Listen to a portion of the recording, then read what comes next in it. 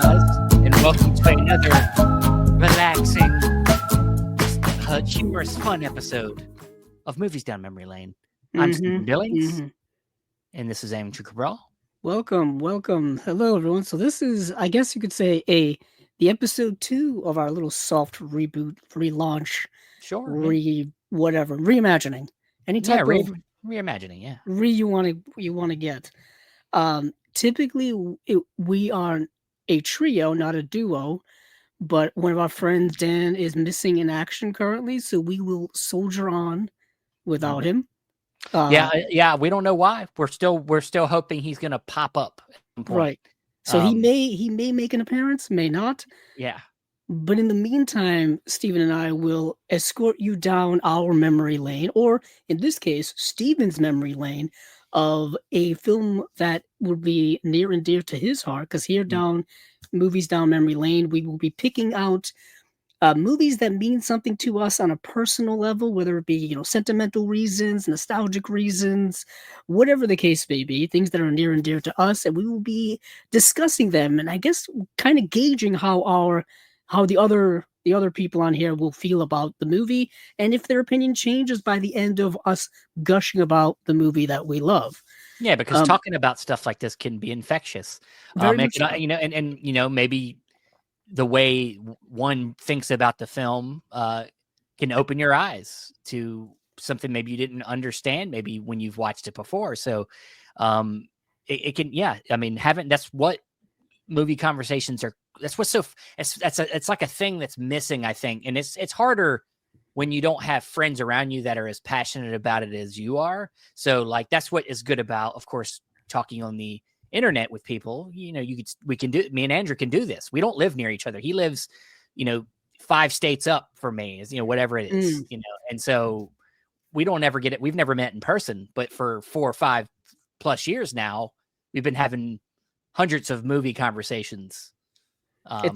It's been more like 9 years, but who's counting? Let's be real. I said 5 plus years. That's plus true. You did get the plus in there. I got the plus in there because I was like, how many fucking years has it been? Has it really been that long? Time goes by very fast when you're not even thinking about it, which is very interesting. Coincidentally, time is a factor here in Movies Down Memory Lane because we are going back to our pasts. Oftentimes when you get somebody talking passionately about a movie and really digging into it, it can change your perspective on the movie, because sometimes you may not see a movie in the same way that somebody is seeing it because they're coming at it from a different perspective, or they're digging deeper on it than you, or whatever the case may be. And that opinion changed with me several times. We've always had this kind of idea of reappraising of movies. That's happened so many times in the public consciousness, where movies from 10, 20, 30, however many years ago, get reappraised, and now people like it, as opposed to when it came out, people did not like it. That's happening like recently too. Like, for sure, it's kind of wild how quick that turns around. Sometimes movies come out ahead of their time. Somebody's thinking on a wavelength that maybe the majority are not, so it doesn't really catch fire, and then many years later they're like, shit. It's just like how everybody brings up Idiocracy. They're like, god damn, Idiocracy got it so right. Like celebrity being president, and things like just like all the the Simpsons does it all the time. I was just gonna say, the Simpsons apparently predicted that like forever ago. But just but film can always have a way of hopefully making its way back around. And not all these picks that we have are going to be fine art, or sometimes they're going to be small family films, sometimes they'll be maybe stuff that most people don't like, but for some odd reason they're really important to the person that's picked the film. And so for me this week, it was my turn. Next week it'll be Andrew's turn. Right. If you didn't see the last episode, Dan was the first one to kick us off, and he did High Noon from 1952. So go back and check that out. But in this one, I decided the first one that kind of popped in my head was, I was just thinking about like, what did I incessantly watch as a young person, to the point of like my parents hated it by the time it got out of the rotation. Um, and I had to go with School of Rock 2003. You got the physical media? Yeah, there it is. Steven, where's your copy? I was looking for it before this and could not find it. It's somewhere Oh, okay. in the closet over here, and I don't have an alphabetical order, so it's just in Could there. be anywhere. Could be Chaos. Yes. So, but I believe I have that same Blu-ray. And so directed by one of our favorite filmmakers, Richard Linklater, mostly known for doing kind of his own kind of thing, doing these very freewheeling type of conversational romance, coming of age stories, things like that. But then every once in a while, he'll jump into the studio system and do a film like, what was the one he did with Kate Blanchett really recently that nobody liked? Where Did You Go, Bernadette? Yeah, Where Did You Go, Bernadette? Everybody Wants Some is even kind of like, I mean, even though it's like spiritual sequel to Dazed and Confused, which is definitely like more of an independent film, it's like that's kind of more of a studio movie because it definitely hit the theaters bigger. But this is his biggest example, I think, of him going into the studio system, Paramount, and making something on a high level with a big actor. And it's one of my favorite of his films. School of Rock. I mean, stars Jack Black, stars Joan Cusack, Mike White, who is now famously known for being the creator of White Lotus. And what is it? Sarah Silverman's in the film. Before we get into the synopsis, what is your relationship to this film? I guess it should be I'm used to being the host. I'm not used to somebody interviewing me. So maybe I should be letting you drive this a little bit more and ask me questions. Indeed. So actually, I do want to interview. So obviously, we know that Steven has a close personal tie to this movie. Steven, if I do recall, you've dabbled in musical art on your own, in your own strength, in your own life. So obviously, you have that relationship with this movie. When was the first time you saw this? Did you see this in the theater? Keep in mind, this came out in 2003. Yeah. Me at the time, I was probably 16 years old when this came out. Steven, I know you're slightly younger than me, so... Yeah, so 14, 15. Right. So did you see this in the theater, or was this something you saw after? I want to say... I wish I could say I know for sure, but I don't think so. I think this might have been a home video. I know for the longest time I owned the DVD from a Blockbuster. Like right. For sure, like the Blockbuster DVD, and that was just, like I said, played just all the damn time. We didn't have YouTube, so we weren't YouTube clipping it and just watching our favorite scenes. You pop in a whole fucking movie and you watch the whole movie, and you definitely want to get to the end because the end of this movie is awesome. It is Indeed. What you want to play over and over again. Now, we're going to try not to spoil the movies we talk about on here, but it's kind of tough if you're going to be, reminiscing about it. It's going to be kind of tough not to bring up certain scenes, certain moments, certain, instances. But for School of Rock, so yeah, that would be kind of similar to my kind of thing as well. As I know I didn't see it in the theater. I probably saw it either a home rental type of situation, or it was like on TV, like maybe like an HBO or some premium cable channel of the time. Maybe even like, how you used to be able to rent movies off your TV back. I mean, you could still do it today, actually, but it was kind of a newish thing in the 2000s where you could rent directly from your cable company, like pay-per-view, similar to that type of style. Now it's way more common. So with streaming, you do it all the time. But back then, in the early to mid 2000s, it was kind of a newish thing. But that's kind of my kind of story is kind of similar to that as well. Now, Steven, when did you start? Because, like I said, you did do some. You were in a band, you did all that kind of stuff. Was that after this, and did this inspire that? Well, that's what, So, like, I wouldn't say it inspired it. I think even at that age, I was for sure into music, but it wasn't, the band part hadn't come in yet. I was more the sing. I mean, because I'm a singer, so the singing, it really, I wanted to be a front man. So, like, Jack Black being the center of this film and being the lead singer, like, at least of the kid band, really was like appealing to me. So, I was in course in school and stuff. And then when I met my friend Daniel, who was a bass player at the time, but it would eventually get into guitar and stuff, and would be like my writing partner. Yeah, I mean, it definitely, kind of influenced in a way like my want to be involved in that. And before I continue, here's our friend Dan finally showing up. There he is. Oh my God, guys, I apologize. I completely forgot, guys. I am so sorry. I was just sitting there watching wrestling without a care in the world.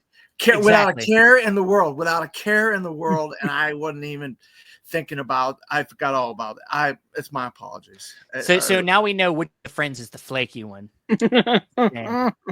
Dan's there's always one in the friends group. He's always late. He's always fashionably late or something like that. I'm only 10 minutes late.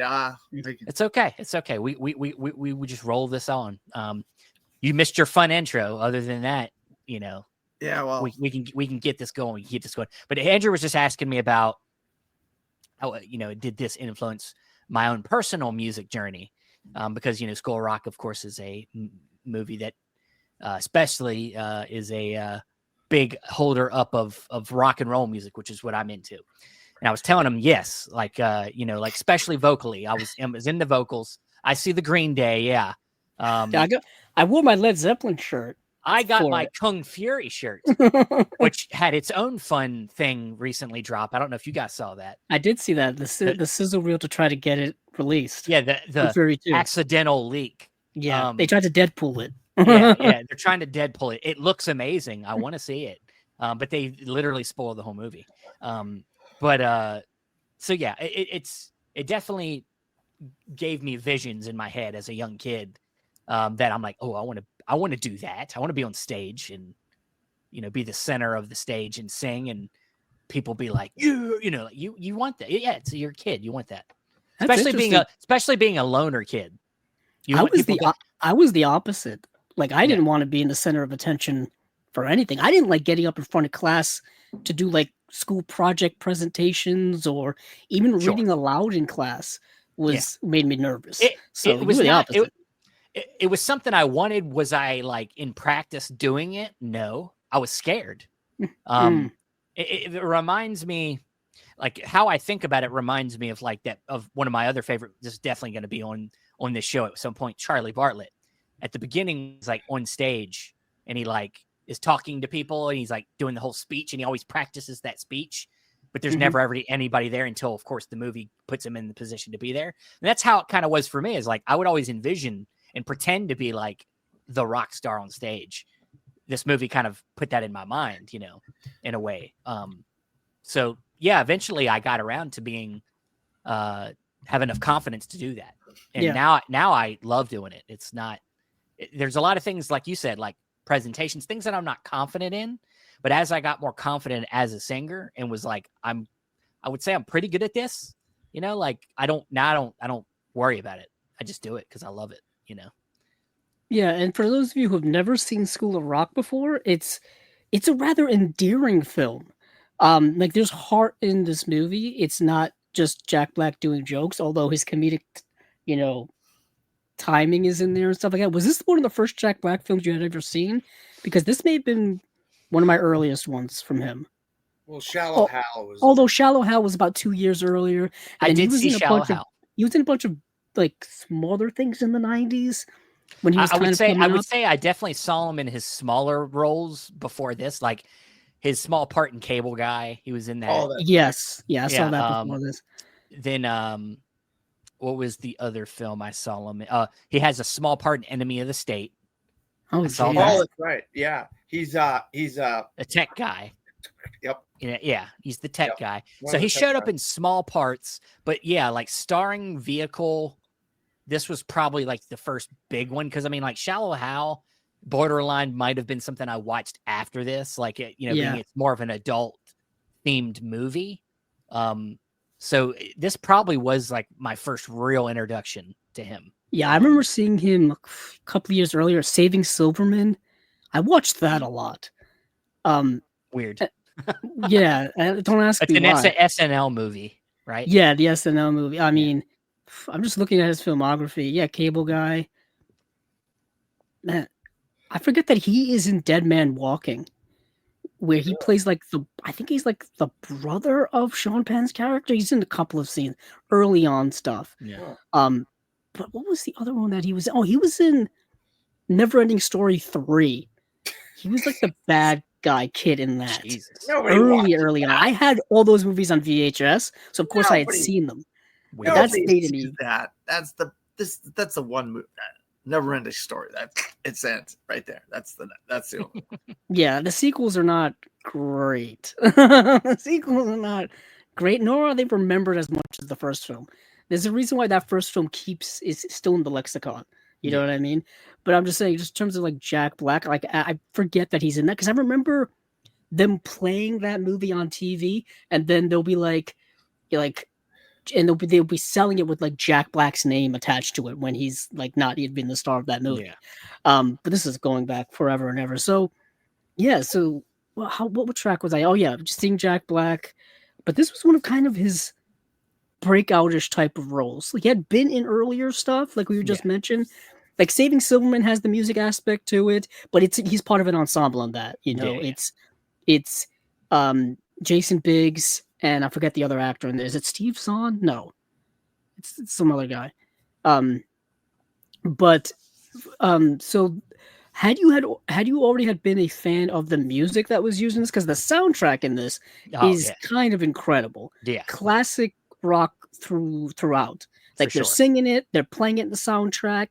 I'm surprised Linklater was able to get the clearance for all of the music in this. Well, I mean, it is I mean, you wouldn't be able to do this without a big studio, right? So, but I remember there's a feature on that disc that shows them begging Led Zeppelin to let them play the Immigrant Song.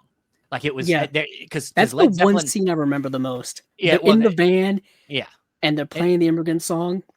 And Led Zeppelin's famously known up until that point to never let anybody use their music in anything. Yeah. And so that's why they had to beg to get him to let it, and it worked. It worked. Yeah, because if you also remember, what's interesting is we're talking about Richard Linklater is for Dazed and Confused, he had to get clearance for a lot of the famous music that was in that film.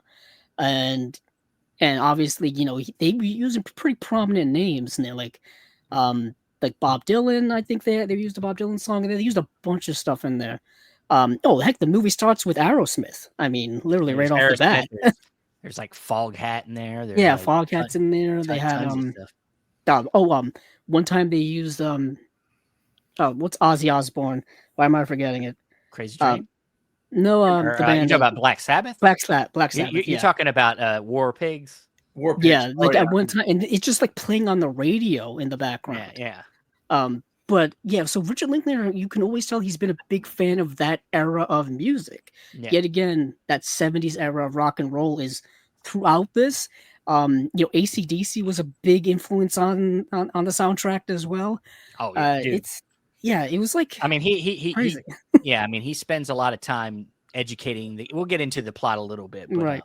Dan, what you jump in, Dan, please? Yeah, well, we're on that part of the show where we are giving our level of what either our familiarity or our love of School of Rock is, correct?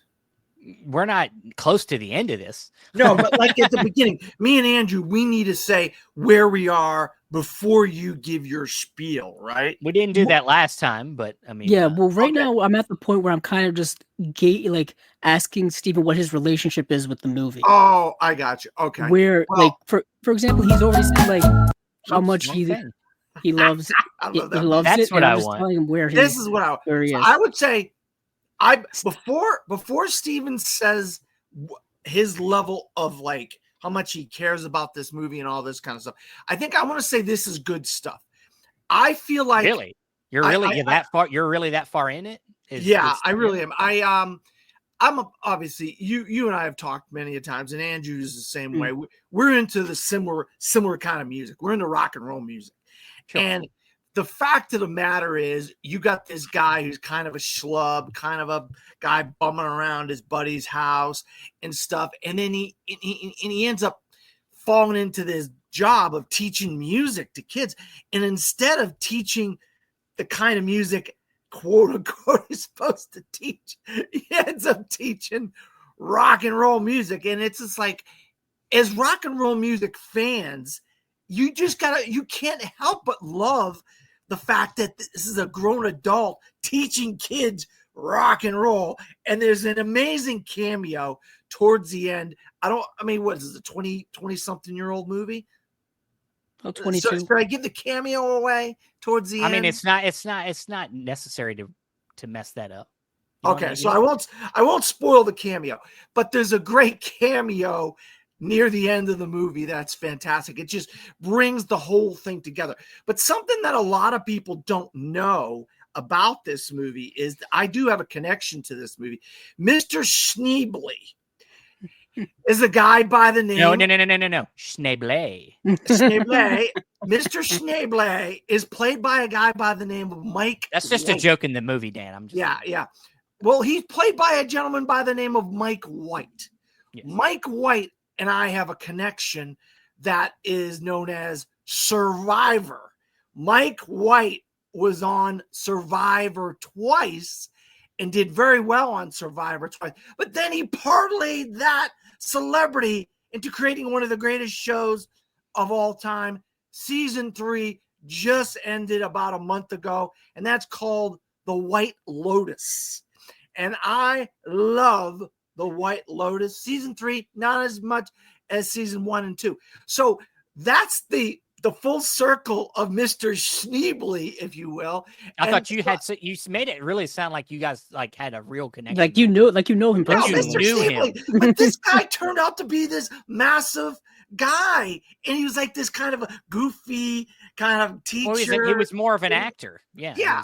But then he disappeared. It was writing behind the scenes. Yeah. He disappeared for years, and you didn't see Mike White. Then he shows up on Survivor. Then he's the producer of The White Lotus.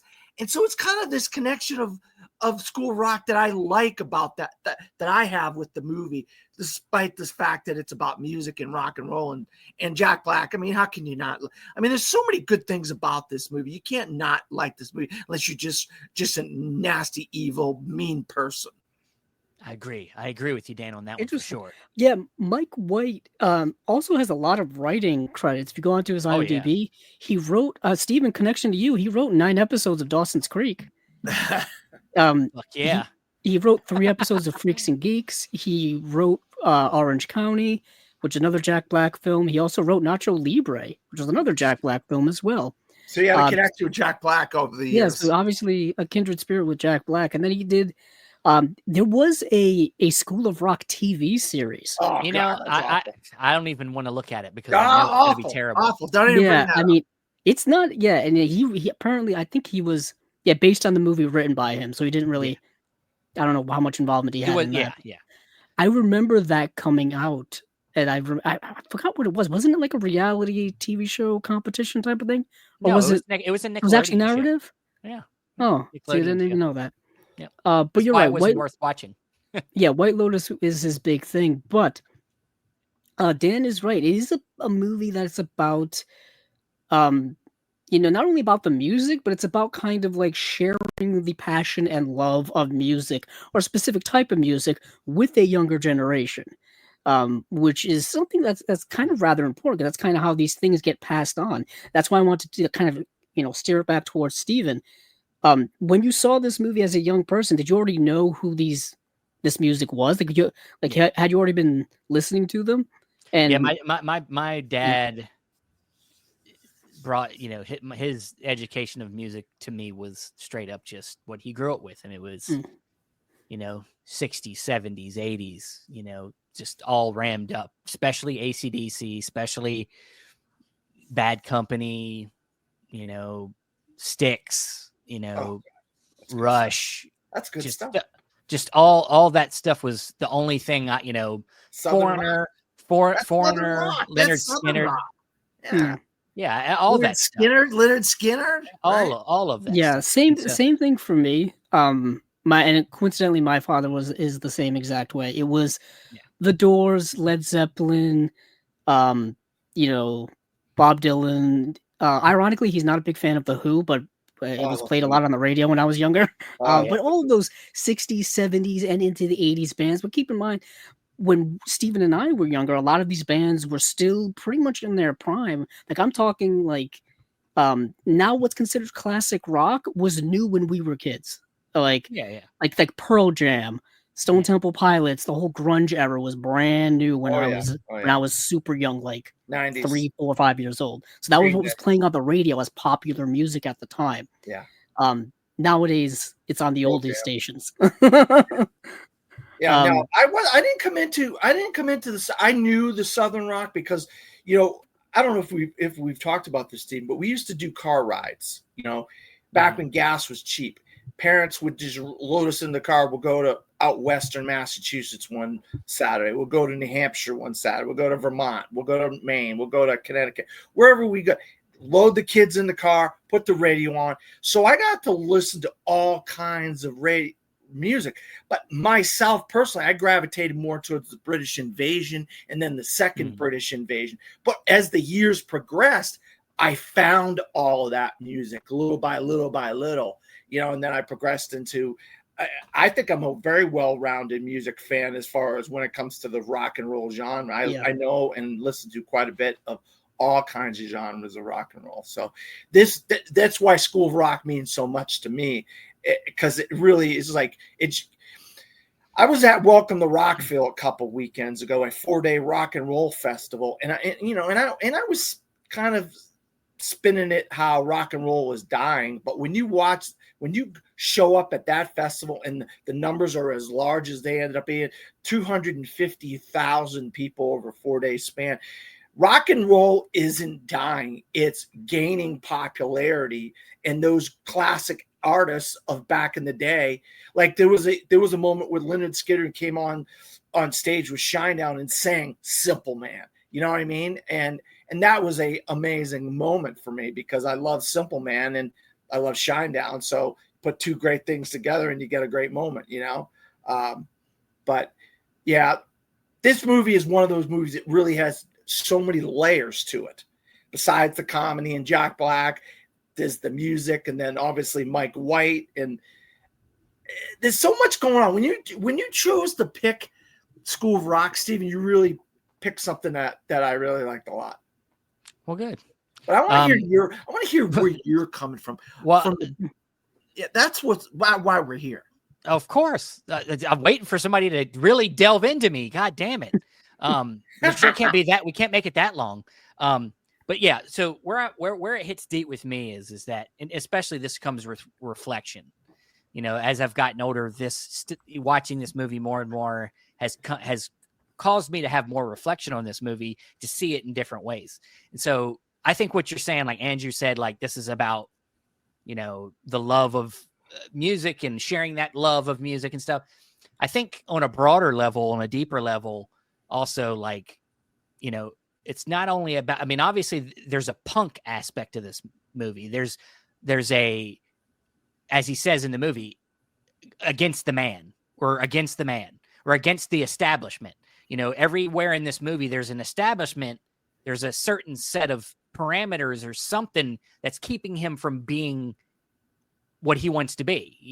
These kids are in this school that's this uptight private school. They have roles. They're trying to keep he's trying to do this thing with these kids, but they got to keep it a secret. It's all about being the underground, being in that underground punk.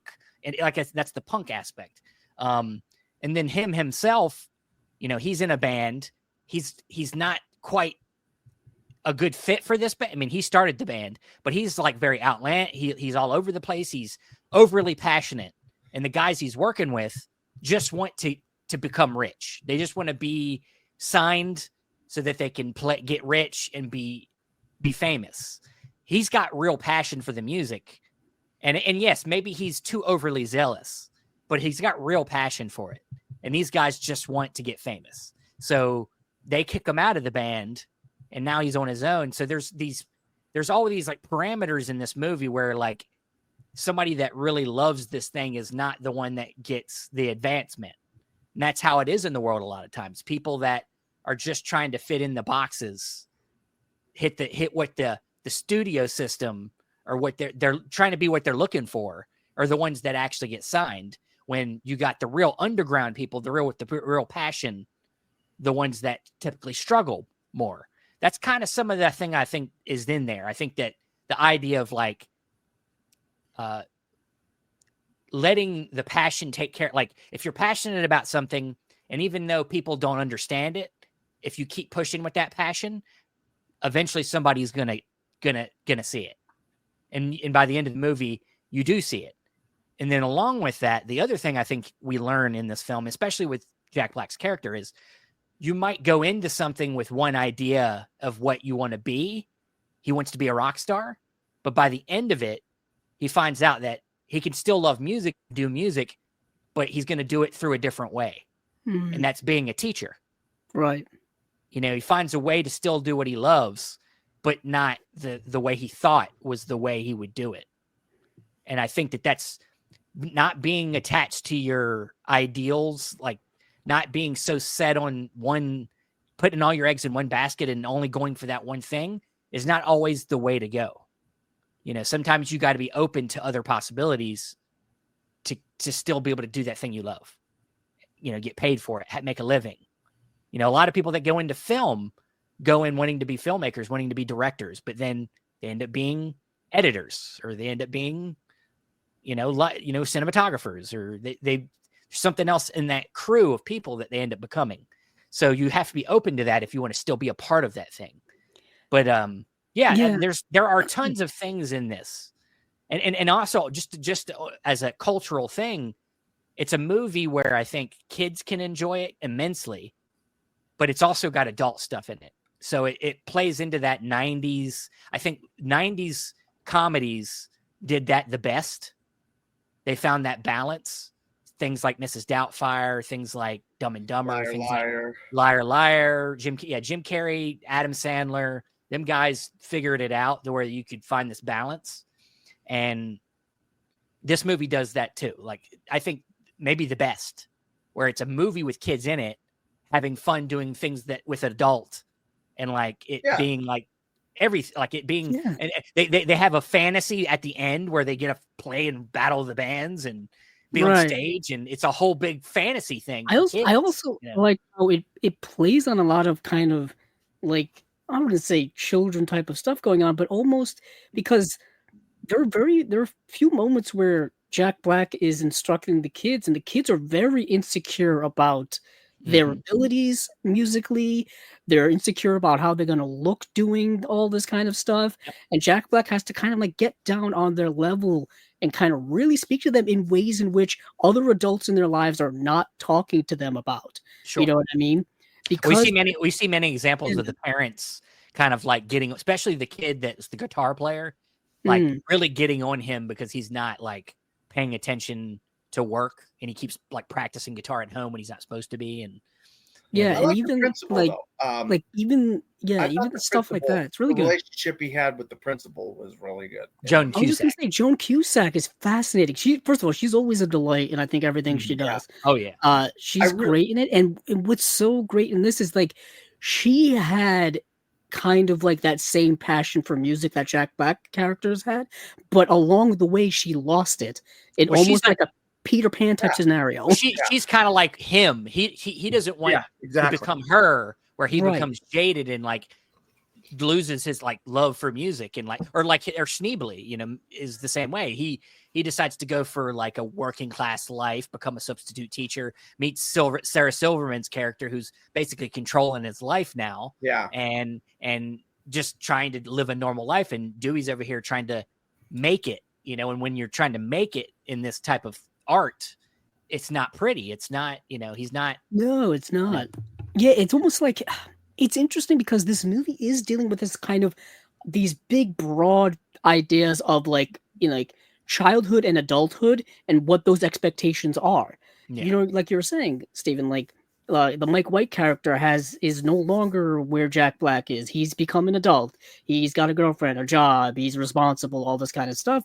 While the Jack Black character is still trying to figure all of these things out, and he's still trying to strike that balance. And the movie does kind of show you that there is a balance between your your passion you had when you were younger in certain things, and you can be a functioning adult as well. Exactly. Like, the worlds don't have to be different; they can and be together. Yeah, it's you see the mirror images because, like, Jack Black's trying to do this young person thing as he's getting older, and he's still acting, not living an adult life, while the kids are in this institution where they're being treated like adults and not really acting like kids. They're being molded into being adults already. They're Already losing their childhood. Like, they're losing not, all of that stuff. And that Jack you Black's need. character comes in and flares up their curiosity and their wanting to be kids and have fun and do things, that they didn't even know that they wanted to do.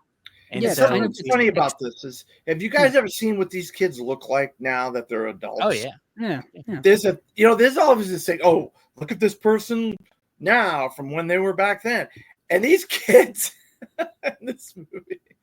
You get a kick out of seeing these kids as adults. Oh, I've seen the footage. They did a 10-year reunion. Yeah. And now we're past 20 years. Now they're at 20. We're at 20 years now. So, in TV shows and movies, they cast kids in these roles. You don't know how these kids are going to end up in these roles. These kids were fantastic in this movie. The little girl, I forget what her name is. She was funny. I mean, you talk about iCarly girl. Is that who that was? Not Summer from iCarly. She plays. She turned out to be iCarly. Miranda Cosgrove. Yeah, Miranda Cosgrove, the one that's the band manager. Yeah, she's like the band manager. That's her. She turned out to have a good career after that, a bigger career after that. I had no clue. I just knew she was a spunky little character in that movie, and I loved her. It's just like you had all these little gems in this movie that little later on, the more you think about it, you're like, wow, this movie turned out to be a bigger impact than it actually would have been at the time, Yeah, I mean, I think it's a fun movie, and it's funny and everything like that, but it's also got a great message. It's a great message of, not being on a more like my kind of level. You don't need to be a conformist. You don't need to be what everybody else wants you to be. Do the thing that you love. Don't matter what anybody says, but also like don't be scared to try things. Don't be scared to do things. And also, like, music is awesome. Like, music can bring us together. Like you were saying at the beginning, it's a community. It's about showing the community aspect of what it is to be involved in this. Yeah. I love that message because we're, even like growing up, there's this fear of being weird or being different, the way you're afraid of like people judging you, especially at the age of where these kids are, that adolescent age. You're afraid of all of those things. This is like kind of like right before their teenage years, when all of those emotions are gonna like skyrocket. They're at that like really formative age of like, just starting their journey to adulthood. So like all of this stuff is gonna hit them pretty quickly. So to kind of get this base now of like just not giving a shit, you know what I mean? I think it's kind of rather important to teach the young people, because if you can't be yourself, you're gonna end up being something you don't like. You're gonna become an adult one day and realize that you're only doing what everybody else told you to do and not what you want to do. Yeah, and there's so much of that in our society, in our world, especially growing up in our generation. There was so much of that, people telling us, you got to do these certain things because that's just the way everyone else has done it. Certain traditional milestones in life, like you've got to do this, and then you'll be the right way in life. Like, these are the right things to do because that's the way things have always been done. Well, that's kind of traditional nonsense BS, in my opinion. But so this movie's kind of hitting on, like you said, those things, Stephen, like take chances, be yourself, be unique, listen to the music you love, even if other people don't like it, even if it's old, who cares? It's still good. Quality doesn't have an expiration date, in my opinion, so it's such a great kind of timeless movie. It is 22 years old now. It's still going pretty strong. Yeah, there's a rumor. No, and the thing about this movie that is so amazing, there's a Broadway play right now of the School of Rock on Broadway. That's how much people love this movie, is that they turned it into a get out of here. Damn it, the bug right here. Bug flew in here. Get out of here. What the hell? A bug just flew right on my microphone. I'm sorry, guys. You're good. He has something to say. Yeah. No. There's a Broadway play. I love the Beatles. Yeah, the Beatles. Yeah, exactly. I don't know where that bug came from. I had the front door open. Probably came. You live in Florida, so they're everywhere down there. Yeah. No, there's a Broadway play that's very popular right now, for School of Rock, and that just tells you, like things like what was it? Mean Girls, School of Rock. The thing is, School of Rock is built in, Yeah, it's already a musical. No, you're right. It's all built. The music is already built in there to do a Broadway show for it. So, more than likely that will get turned into a remake of the movie. I don't want to see another School of Rock unless Jack Black's in it. No, I'm the same way as you are. They want to keep doing these things over and over again. It's like, come on now, leave it alone. Leave it alone. And Richard Linklater, if Richard Linklater isn't on board to continue it, I don't think it makes sense. Honestly, this is a great one-off movie that should never get sequels. Yeah. There's no. I mean, you can do logistically. There is probably a story they could create to do it, sure, but it's not really necessary. I don't know if people are necessarily clamoring for a sequel. I don't know what the thematic through line would be to get to, because we already dealt with what does it mean to be an adult trying to be in music. Yeah, unless we already they dealt want with to that all in this one story. There's some bad stories they could come up with. Sure. They got to get the band back together for one last ride or something like how about this? Like that. How about this? How about all the kids are adults? Well, yeah, and their kids are in school, and that's the cliche. That's a cliche of then they gotta bring in kids now. They gotta bring in Jack Black to help. But they're all the kids. They're all the stuck up. They're all the stuck up parents. No, you can't do that with my kids. It's like Girl Meets World. Like they did Girl Meets World. It's like we did Boy Meets World. Let's do Girl Meets World. Now it's Corey and Topanga's kids. It's like I don't know. But so I would be happy for this to never get a sequel.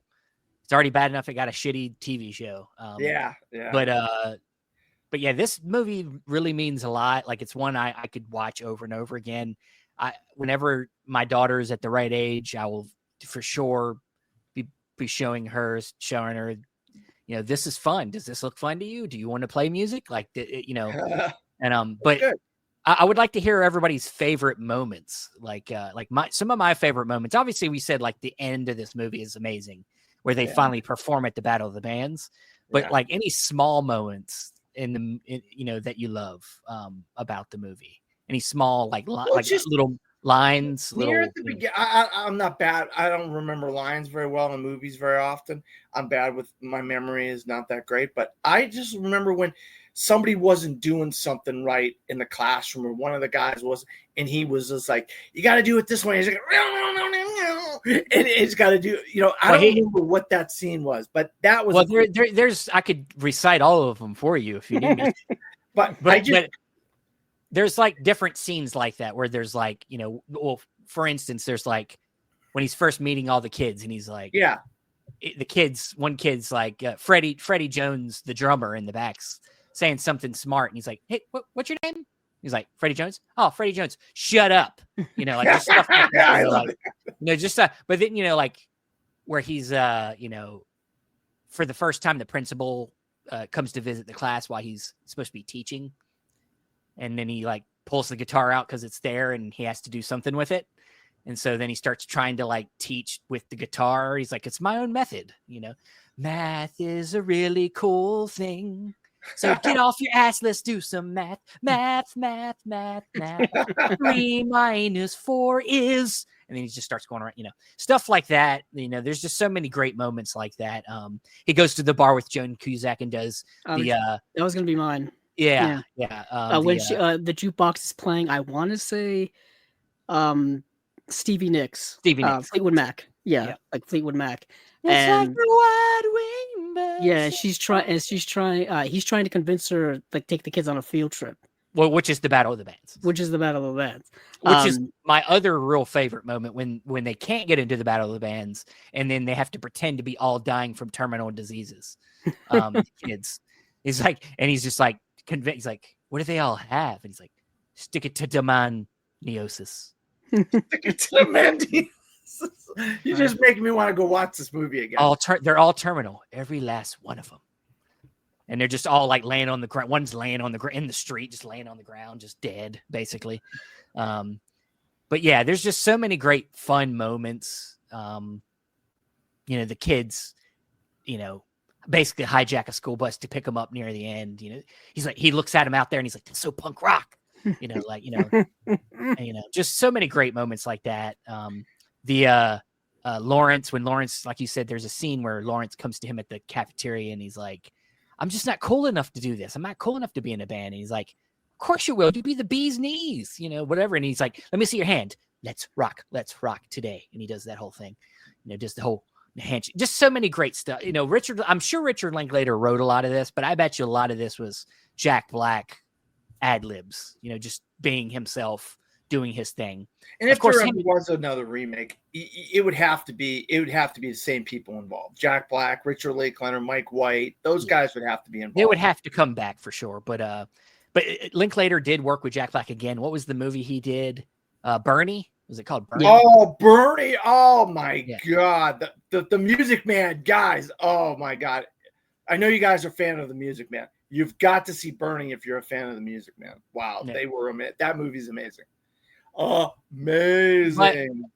But of course, I'm on the Philometer as being very high on this. I'm at the obsessed. So now that I've gushed about this movie a lot, is anything changed for you guys? You guys still at good stuff? I'm not offended if you. No, I'm gonna go. I'm obsessed by this movie. I wanted to just come in as good stuff because I don't want to be too high on it right off the bat. But I am absolutely obsessed. You're in love with this movie now? Yeah, no, I was in love with it before, but I didn't want to give away my hand at the time. I when you're like, oh great, he's picking something good that I like. So I was like, okay. And then the more we talk about it, the more, it's like, I want a sequel now because I want to see where these kids go, where their stories go. Sometimes you have to, when you love something, you have to let it go. Huh? Sometimes when you love something, you have to let it go. Yeah, no. This is a good pick. This is a good pick, Steven. And with me just having recently experienced Walking the Rockville and everything, I kind of want to rewatch School of Rock again just because. Well, good. Great. That's the hope for this show too. Is not only we get to reminisce and we get to have fun and talk about something we love, but if anybody's watching and they love it, then they can get infectious about it, and then maybe somebody hadn't seen this in so long and almost forgotten about it. And we're like, bring it back. We bring up that we foster the flame, you get the flame going again. And somebody's like, I got to go watch this. I haven't watched this in years. So yeah, I mean, any last words for you, Andrew? No, I'm up on the obsessed level as well. Awesome. I think I've been obsessed with this movie ever since I first saw it when I was a kid, because at that time, we talked so much about the music. No one I knew liked that music. Like, I was the only one really that I knew amongst my peers. What were they listening to up there? Well, keep in mind, this movie came out in 2003, so I was probably, like I said, 16, 17-ish years old. Everybody that I went to school with would be listening to whatever was popular at the time. In sync. Whatever was popular at the time. I couldn't even tell you. That's a little earlier, but kind of around that era. That was the back end of grunge. You didn't see a lot of kids, at least that I knew. Alien Ant Farm. Yep, yeah, that was a big one. That's exactly There weren't a lot of kids listening to Led Zeppelin that I went to school with, or listening to, AC/DC or anything like that. Give the cameo away, so we don't say the name of the band. We don't want to say the name of the band because we don't want to give the cameo. I'm not saying anything, but I'm just saying there weren't a lot of kids at that time listening to the music that was in this movie, so I felt kind of somewhat vindicated to hear it on screen. So I was, at the time, I was like, this movie's amazing. Yeah. And like, I didn't care about the plot. I just cared like, oh my goodness, this is all the music I like. This is amazing. And to be honest, it's funny, like the band that, what's the name of for some reason I'm blanking the name of the band. Oh, Oh, Crucifixorious. Is that the name of the band that Jack Black was kicked out of at the beginning? I think that's the name of the band he was kicked out of. What was the band they called? What was the name of the band they formed in school? Was it Crucifixorious? School of Rock. The School of Rock. Duh. I'm Duh. Yeah. I'm dumb. Talking about. I'm dumb. You're not obsessed with this movie, Dan. Yeah, I am, but I'm just my brain wasn't working right then. Was that the name? I may have just made. I know I didn't make that up, but I don't even think it says it. No, I relate more to the Jack Black character because I was in my mid-20s at this time, and I was kind of going nowhere, coaching football, basketball, being involved with being in school. I was actually working for a school at this time, and it's just like I was kind of in a way the Jack Black, like going nowhere in my life, you know, and that's why I kind of related more to him more so than the I wasn't a little kid watching this, you know. Sure. Well, I think for to final words on this, I think for people like us that have passions in the arts or in the, you know, you could say like, you know, as collectors, as writers, as things, people that do things that are in the arts, it's typically looked as an outsider thing, you know, being an artist. You have to convince people that it's worth your time to do, you know? And so, you know, I think that this movie is an ode to people that follow their passions more than their brain necessarily. Yeah. So I think that that's something that Linklater does a lot in his films. And I think that through Jack Black, it's turned up to 11 because Jack Black doesn't know how to do anything other than be over the top in himself. You know, in a movie like this, it's to me the most encapsulating of who Jack Black is in real life is this movie. Yeah, I would say because he ends up going on to form Tenacious D after that, and it's just like it really is who he is, you know, in a way. I feel like it is. Yeah, I agree. What were you gonna say, Andrew? Well, yeah, the band that he was kicked out of at the beginning of the movie is called No Vacancy. No Vacancy, yeah, that's it. Yeah, that's the name of the band. And to be honest, I was gonna say, to be honest, not too bad. They're not like when they sing at the end and they're in the Battle of the Bands. The song, I'm like, I mean, it's like pretty standard, but it's like, hear me, I'm heart sick, I'm hungry, I can feel that. I mean, it's kind of catchy. I'm like, that's kind of good, but you know, nothing beats what they do, you know, at the end with the School of Rock song, you know. Yeah. Baby, we were making straight A's. Yeah. Oh, we were stuck in the dumb days. I can do the whole song, man.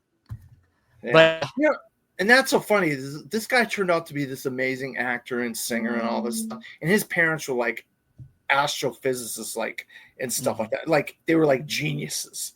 Yeah. And this is what this guy did. Well, he went to like a big school too. I think didn't he go to like one of the big art schools to train to acting? Similarly, Jack Black. Yeah, I believe no. It was similar to like Robin Williams or something. Like it was one of them. Oh, Juilliard. It might have been like Juilliard or something. I think. Yeah, because Christopher Reeve and Robin Williams met at Juilliard. Yeah.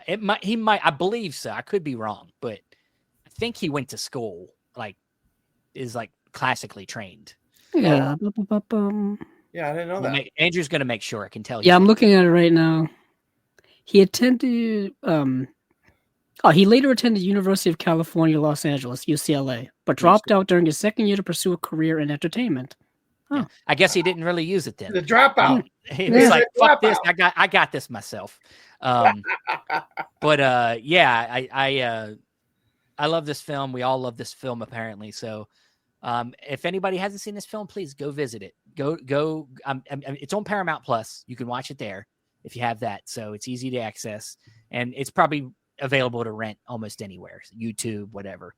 But that is it for this Movies Down Memory Lane. Andrew, do you have a pick? You're next. Do you have a pick? I do not have a pick yet.